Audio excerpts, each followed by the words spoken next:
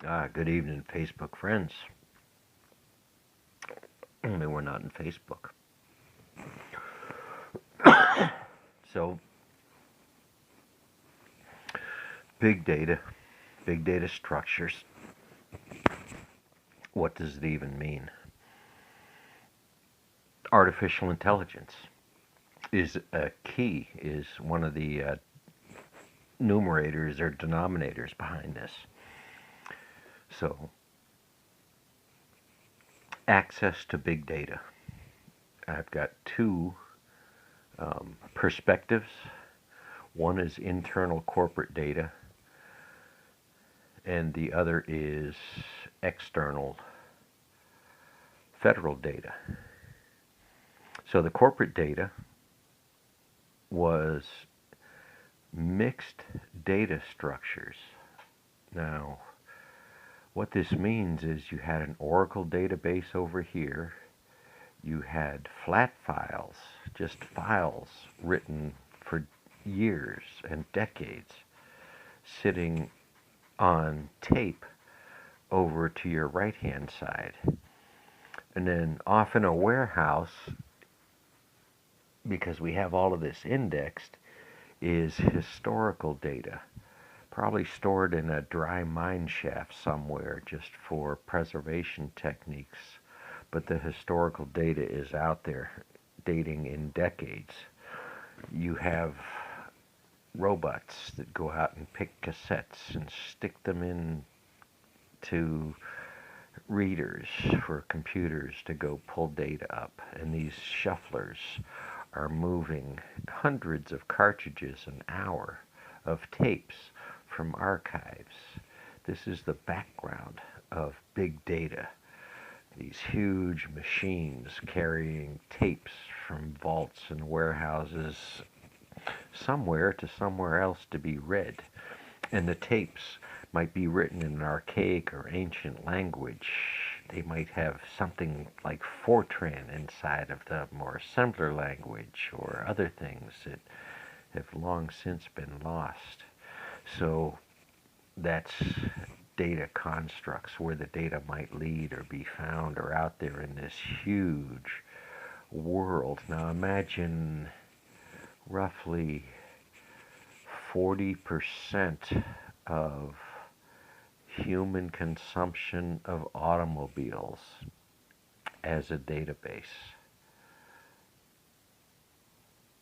Going back for legal requirements, maybe 30 years, but historical or curiosity requirements may be further than that.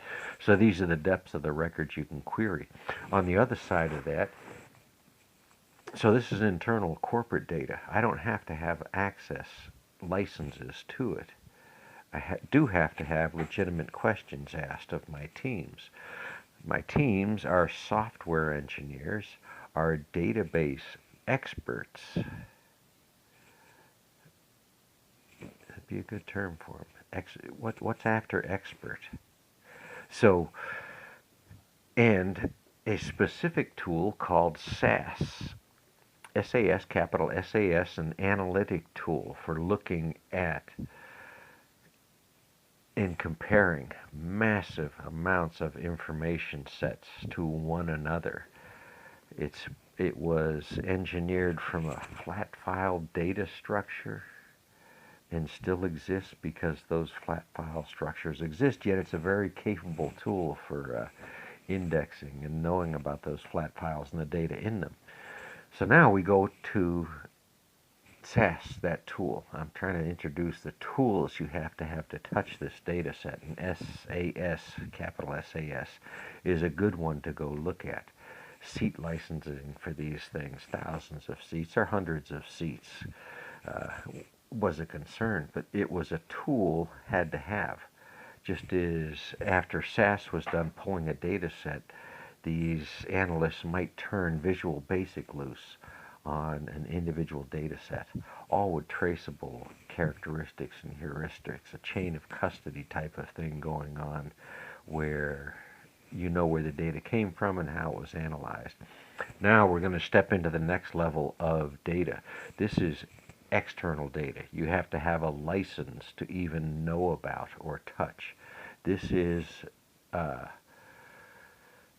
data sets from the CDC and from Social Security and from Medicare and Medicaid. Now, Medicare and Medicaid are the single largest health care data sets on this planet that we are aware of because of the depth of its historical data and the maintenance of that data over time. In other words, going back and correcting old data to new information, new realizations about the sciences. So this data set is huge. It's bigger than the 6 minutes I've spent just talking to data. My role in this was to gain a license for the state of X, wherever I've said it before, but for a state to gain license to a data set owned by the federal government.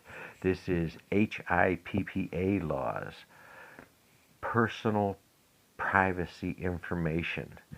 This is what religion likes to second guess and say they know more about than our physicians do or our healthcare providers do in general. I'm being a generalist now.